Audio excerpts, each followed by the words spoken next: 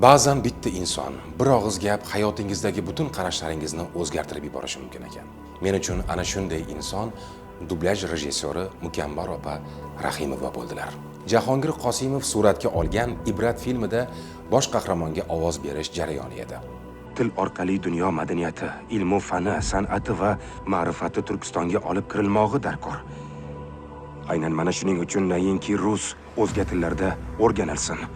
Binobarin har qanday til kalit erur, millatga ilm eshigini ochib berur. Qolaversa til bu taraqqiyot. Mukambar opa bilan birinchi marta ishlashim. Bu ayoldagi matonat, sabr, Alloh bergan talantni ta'riflashga so'z ojiz.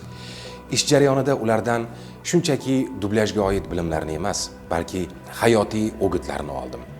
O'shanda bir gaplari yuragimga muhrlanib qoldi. Menga qarab, Sanjar, agar yoshlarda zarracha bo'lsa ham uchqun ko'rsang, uni dublyajga olib qo'lingdan kelsa bor hunaringni o'rgat. Agar shuni qilmasang, sohang rivojiga xiyonat qilgan bo'lasan dedilar. O'shanda tushundim. San'atkor bu shunchaki mahorat egasi emas. U yo'l ko'rsatuvchi ham bo'lishi kerak ekan. Ustozni bu o'giti meni bugungi faoliyatimni asosiy mezoniga aylandi. Biz o'zimizdan keyin nafaqat ijod, balki munosib izdoshlar ham qoldirishimiz shart ekan.